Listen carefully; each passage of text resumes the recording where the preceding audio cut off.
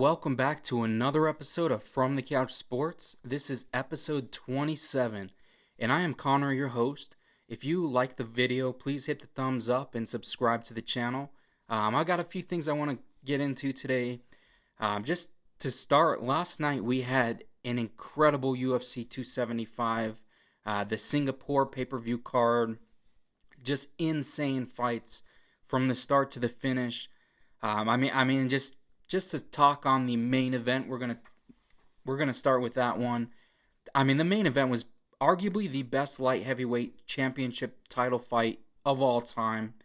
Of recent memory, the best one that I could think of, like off the top of my head, is gonna be the Jones versus Alexander Gustafsson fight the first time, and we've seen plenty of other really good light heavyweight matchups. You had the Gustafsson DC matchup. You know, one that's like not a title fight but known as one of the best ever is the Bonner Griffin fight, Ultimate Fighter Season 1 finale. That was known as like one of the best UFC fights ever. This one that we had last night, obviously we always have some recency bias, but in my opinion, this is certainly up there with the argument.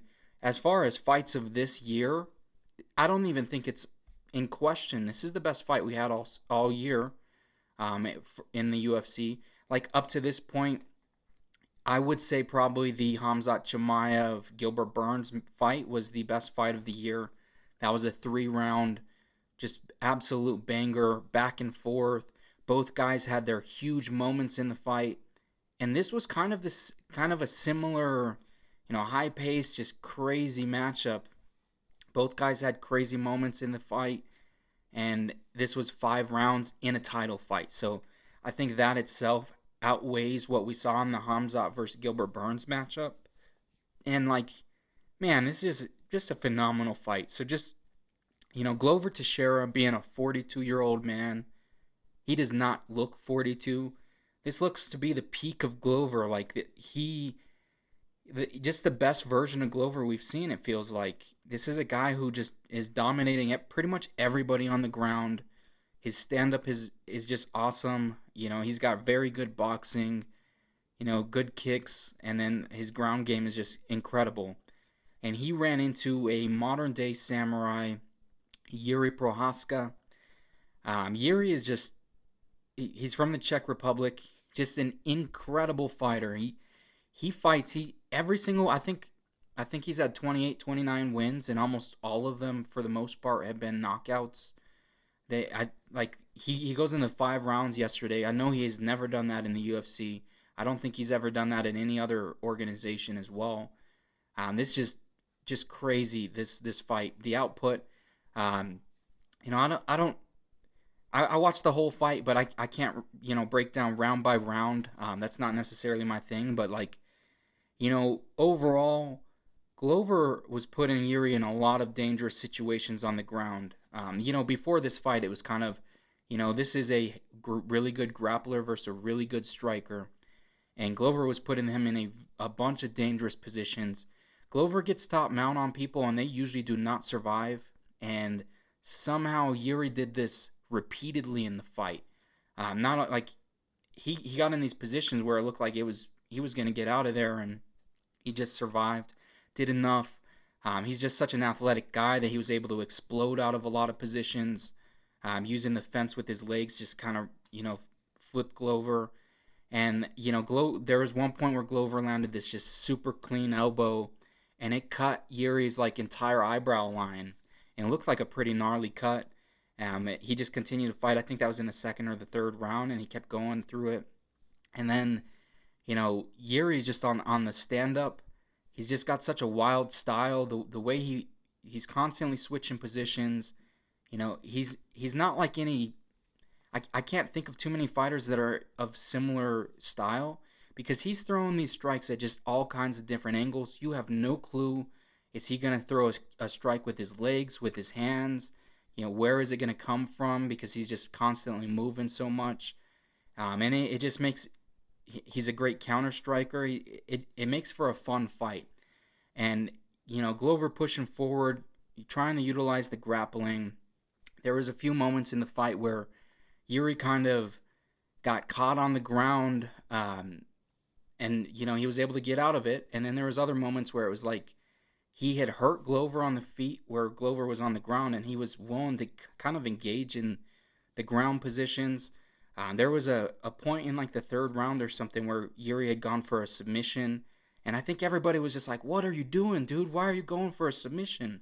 And like before the fight, I was talking to my brother, and I said, I can see Glover catching Jiri because Glover has very good stand up. I could see Glover knocking Jiri out, or I could see him kind of wobbling Jiri and then submitting him on the ground. And then on the same token, I can only see Jiri winning by knockout. I don't think anybody saw Jiri having any chance of winning by submission. I think he has maybe one other career submission win.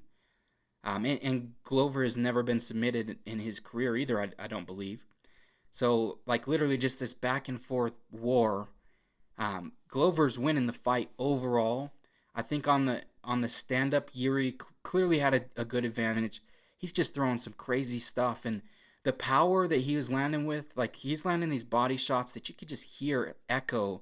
And honestly, it reminds me of like when they were fighting, not even recently at the Apex, because they've been fighting with, I don't know, a couple hundred fans.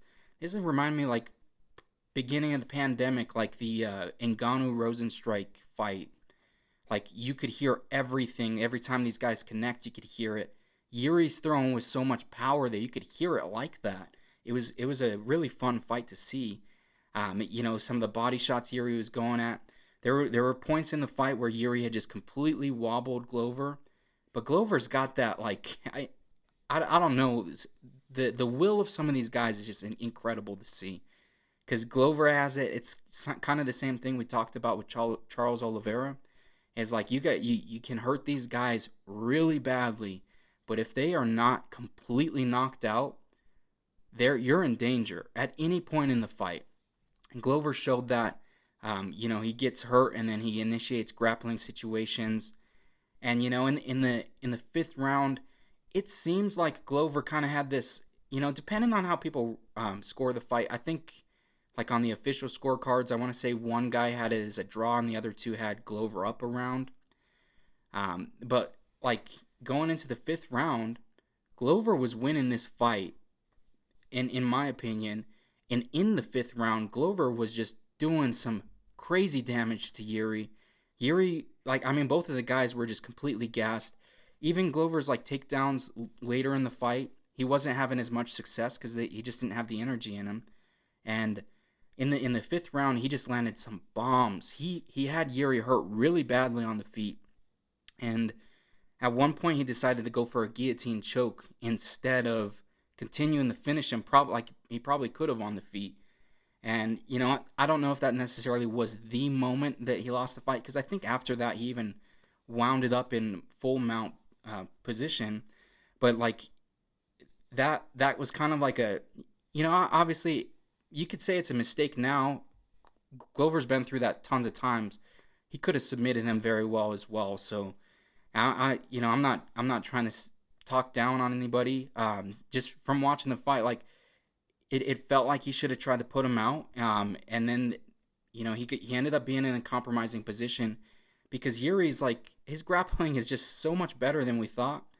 And he's able to kind of get out of that full mount position, and then he was able to land some big shots on the ground, and then eventually take Glover's back and, submit him with a rear naked choke.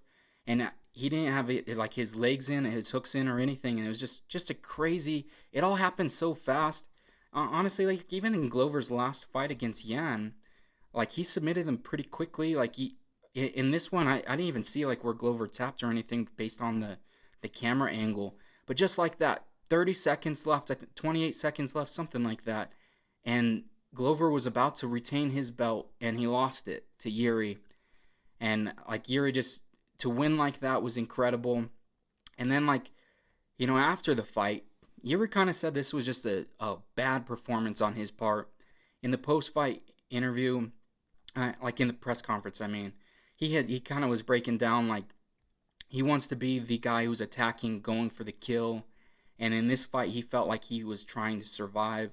And I think that's a good, good outlook on it. I agree with it for the most part. As fans though, it's like, dude, that was the best fight ever. What are you talking about? But also, obviously, it's like if you're in the fighter's shoes, you probably don't want to be in any kind of fights like that. I mean, it's grueling on your body, and you're taking a bunch of damage, and you're really like on the edge of could you win or lose at any point in the fight.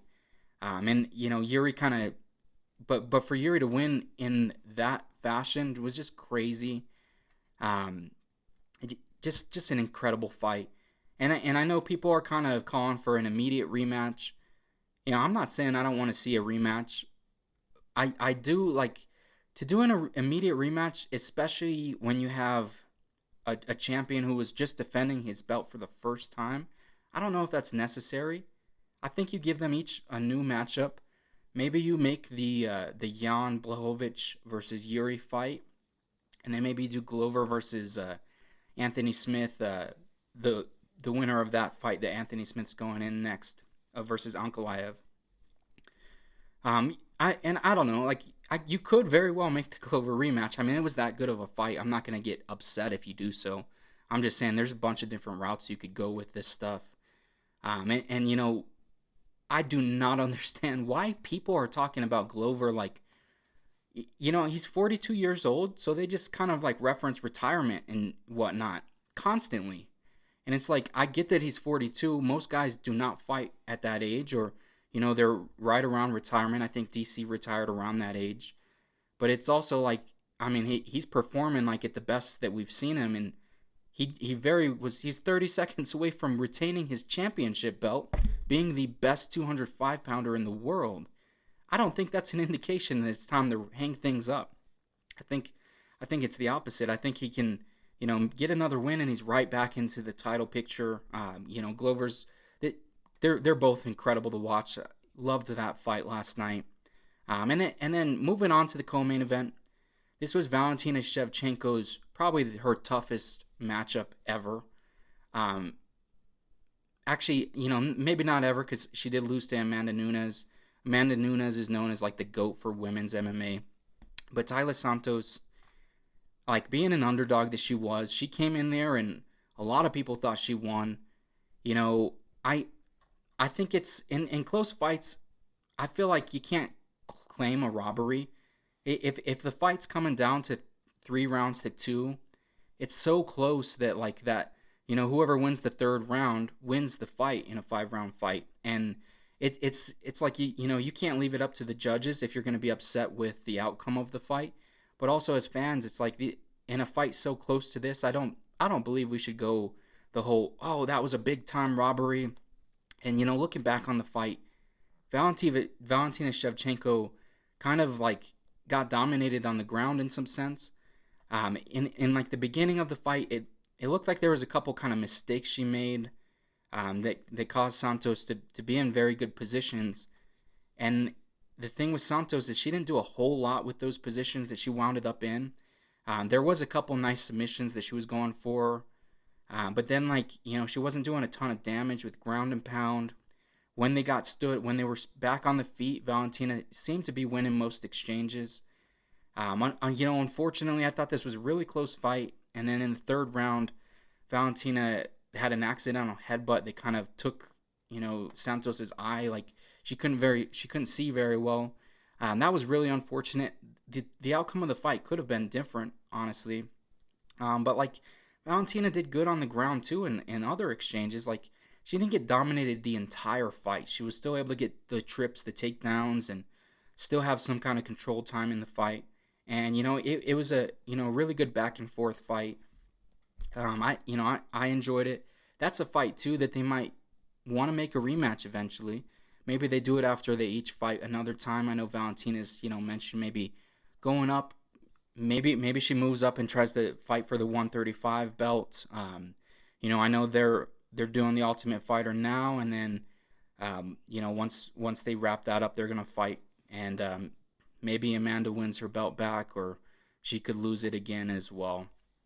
And then just to touch on some of the other fights in this card, Joanna Jędrzejczyk ended up losing to Weili Joanna, and this was honestly the fight was amazing. the aftermath of the fight, in my opinion, was kind of sad. So, like, on the feet, they both looked really good. Weili Zhang has been training with Henry Cejudo, and it was very obvious when it came to grappling situations. She was able to take Joanna down, and she was doing a lot in the grappling. And then she was able to catch her with this. It was like a spinning, like she landed on her forearm. It was like a spinning back fist, but she landed like clean on Joanna's chin and like kind of temple area, just with her entire forearm. It was pretty brutal, and just completely knocked her out cold. And you don't see that a whole lot. We've seen a couple of them as of lately, but it was tough to see. This is Joanna's first fight back from I think a 2-year layoff. I want to say, somewhere close to that. And then, kind of one of my issues with you can't interview these people after they lose by knockout. It's you just got knocked out. You're not in the right headspace typically. And DC goes to interview her, and to be fair to DC, I don't know if she asked to be interviewed or what might have caused him to do that. But she takes the mic, and super emotional moment for her. She talks about how she trained pretty much every single day for this fight. That she was, she's dedicated 20 years of her life to the sport. She was a champion. She's done a lot for women's MMA, and she just was kind of reflecting on the knockout loss, and basically decided to retire then and there in the moment. She mentioned she wants to have a life after this, become a businesswoman, become a mother eventually, and like she was saying, she's 35 years old. She's committed most of her life to the sport, and that was tough to see. Retirement in any sport is tough, especially as fans. Like, we watch these people their whole careers.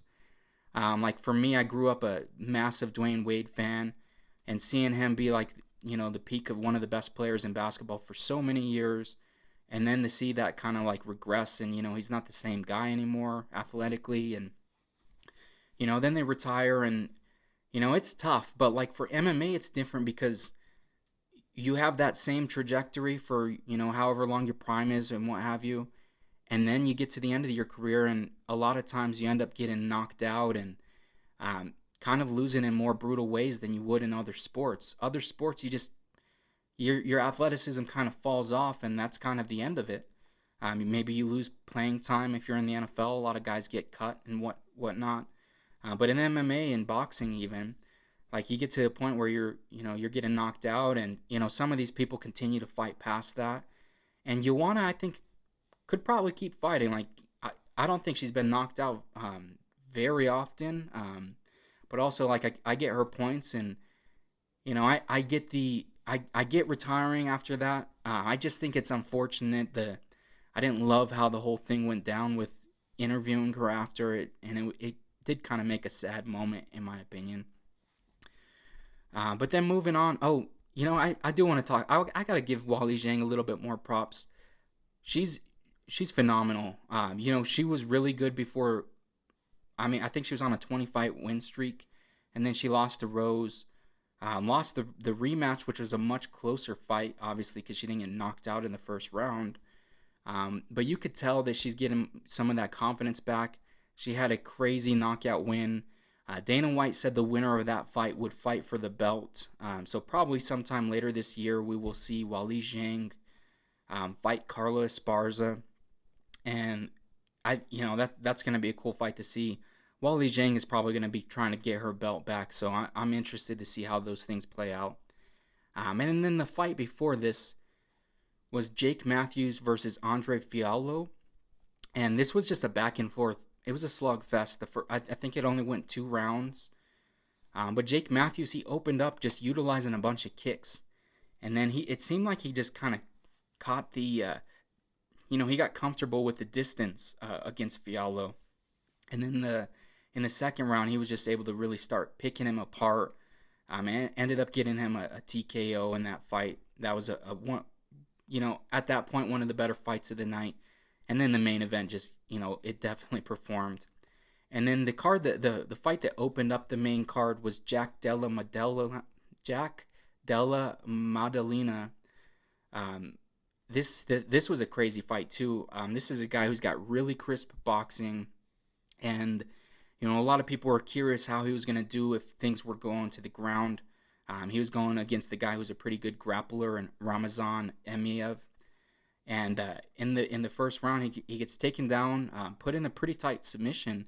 It looked like he wasn't going to get out of it, and then he was able to survive, gets back to the feet, and then just starts teeing off immediately. I think he gets back to the feet, throws a knee to the head, and then he just lands this super sharp body shot with punch to the body, and it drops his opponent, and he's able to finish with some ground and pound. So starting off the main card, that was an awesome fight. This guy's going to have a good, bright future in the UFC here. So I'm curious how things go from there. As far as the rest of the card, there was some other really good, fun fights on the prelims. I do want to move on and touch on some other stuff, but they got a lot to look forward to in the UFC. We have had a phenomenal year at this point, and we're barely. I think we're halfway through in terms of the pay-per-views. I think we probably have about 6 or so left. But so far, everything is delivered. It's funny because you see some people online kind of complaining about, maybe an ESPN card isn't as stacked as certain other ones have been in the past. But it's like we have had stacked ESPN cards this year even, and we've had phenomenal pay-per-view events. So I'm not sure what the complaints are all about.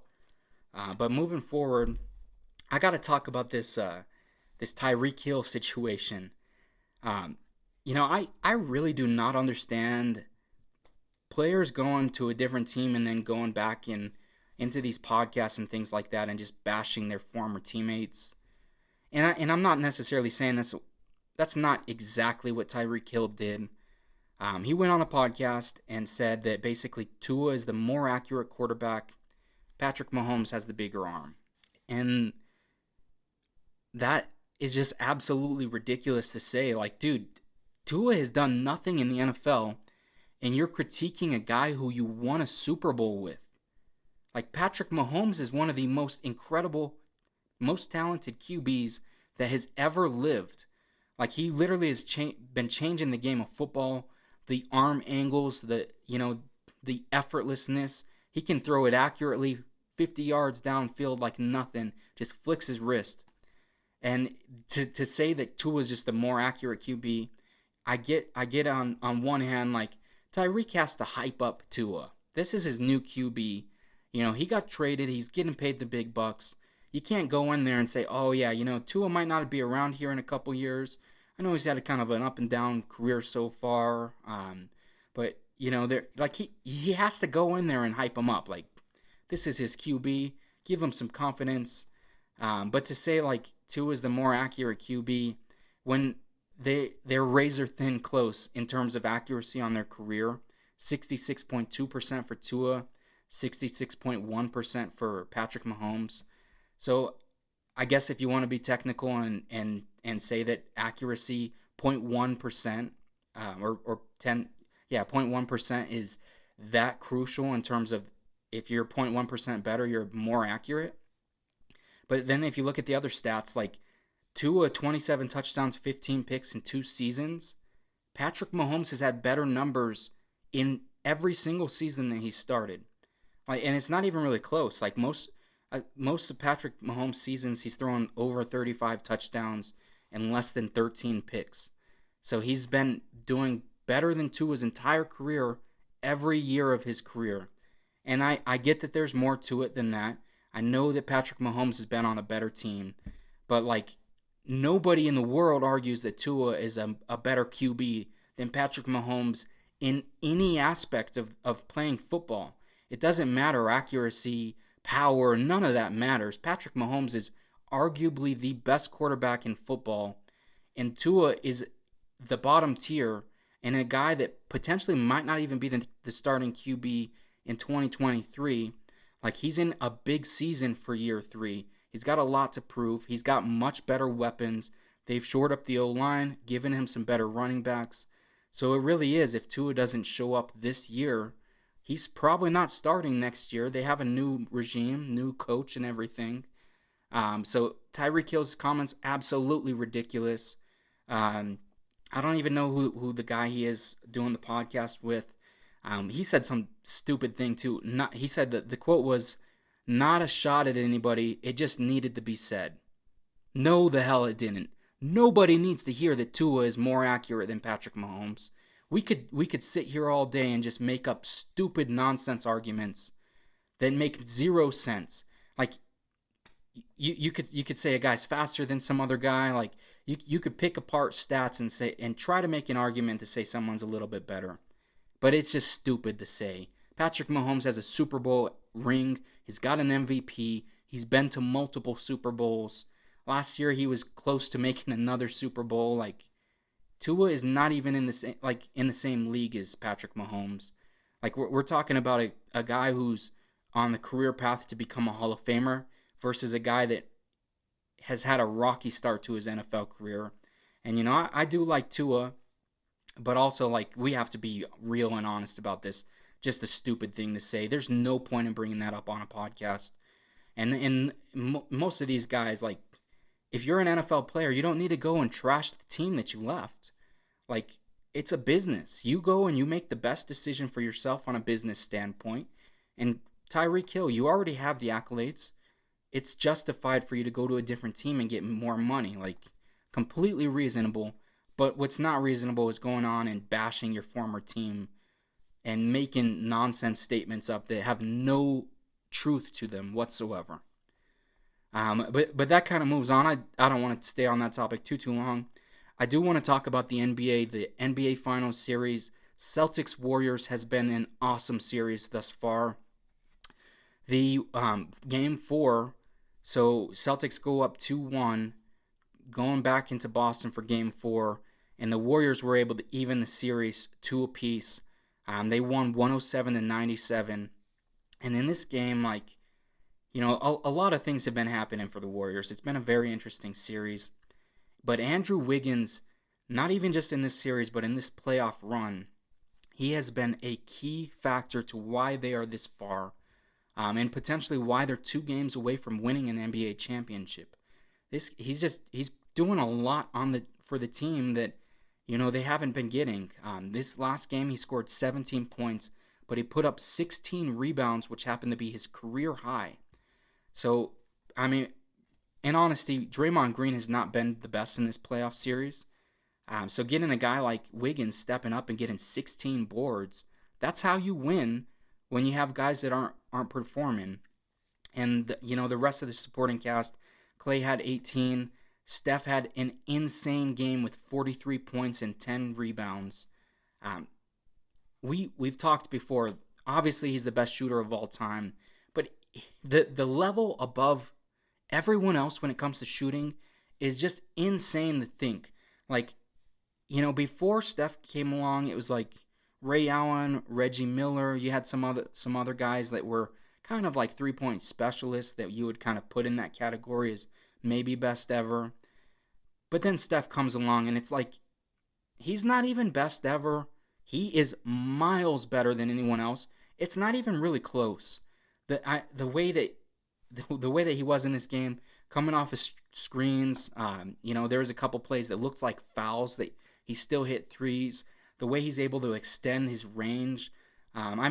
Steph Curry crosses the half-court line. He can hit the 3 from anywhere. It's just insane to see. And everybody's been critiquing Steph Curry for not having a Finals MVP. Arguably in 2015, the first year they won, he should have probably won that year. They gave it to Andre Iguodala for holding LeBron to like 27 points a game. And Iguodala did good in that series. I'm not trying to bash that, but that was the series Steph arguably could have won MVP. This series, this is his ticket to do it. If they win this, he's probably going to win the Finals MVP. He's been incredible this whole series. Jordan Poole as well off the bench. He had another 14 points. Big game. He shows up in big moments. And he's a spark off the bench, but he's also, he's good in the rotation with Steph. Sometimes he plays with Steph and Clay at the same time. He's been a ton of fun to watch in this series. And then I want to talk on Draymond a little bit. everybody's just been bashing Draymond, and I understand. Like, it doesn't seem like he's wanting to try to do anything offensively besides pass the ball. And in some ways, it kind of creates a liability on offense for the Warriors' offense because they've got really only four guys that are willing to shoot the ball. Draymond, which is strange to me because in previous finals years, and I'm not saying that Draymond's the best shooter or anything, but Draymond has hit major shots in the NBA finals. He's been there, done that, and he's been a decent shooter. Not the best, obviously. It's not like a guy you're going to ask for 25 a night from, but he's a guy who hit a key three if he needs to. And in this series, he doesn't seem to be doing that. I don't know if he's injured or it's just going through something. But I'm hoping that he's able to step up. They benched him for like a small part of the fourth quarter last game, and the announcers just couldn't talk about anything besides that. And it was just like, dude, I didn't even realize Draymond got benched because he's played most of the game and even most of the fourth quarter. But I guess there was a couple series that he wasn't in the game for. This is a guy who's ultimately probably going to be in the Hall of Fame. So I'm sure if anybody's going to make adjustments into these next games, it's probably going to be Draymond. And you know what he provides for the team outside of just scoring. Like, obviously the scoring has taken a hurt there. But rebounding defensively, like he provides a lot of other things for the game. So, I still think he's going to be a focal point of this Warriors team, just not offensively in this series. And if he is able to step up and have like a 15-point game, that can be the difference maker. The Warriors could win it all because of that. But then for the Celtics, they had a decent game 4. They only lost by 10 points. It was a pretty close game, so for the most part. Tatum had 23, Marcus Smart had 18, and Jaylen Brown had 21. And then another big thing for the Celtics is Robert Williams has kind of been coming back. He's struggled a lot with injuries throughout the playoff series, throughout the playoffs in general. But this series, he seems to be getting a little bit more healthy, or at the very minimum, he's playing really well. He provided a lot rebounding, and then as far as a shot blocker as well. And then Derek White off the bench, we've talked about him. He's been a big-time factor for the Celtics. He had 16 in Game 4. And then Al Horford, he's kind of been like, he's another player that it's been up and down for him in the finals, where one game he'll have an incredible game, they'll win, and then the next game he'll struggle a little bit. Right now, going into Game 5, it really is like this series is anybody's series. You've got a couple things that could just sway the series. Draymond playing a little bit better, Al Horford playing a little bit better on each respective side. If Jason Tatum ends up having a crazy 40-point game or something, that could steal a game for the Celtics. Like, this is such a close series. We're going back into Golden State for Game 5. I'm really curious to see how this plays out. And, overall, we've had a very good finals. There hasn't been, I think, just one blowout in the whole series so far. So I'm really curious to see what happens in Game 5. My prediction before the series started was 6 games for the Warriors to win the NBA Finals. I'll hold true on that prediction until it changes, because the truth is, even in both of the Celtics wins, the Warriors have had opportunities to win both of those games, and they've kind of just fallen up a little bit short. So we'll see how all that plays out. Really interested to see how the rest goes. Coming up this week, as far as From the Couch Sports content, we're going to release the NBA mock draft. This is going to come out on Thursday, so it'll be about a week before the NBA draft happens. I'm gonna do something pretty comprehensive, a lot of highlights included in the mock and everything like that. So stay tuned. As always, if you enjoy the content, please like the video and subscribe to the channel. And thanks for tuning in.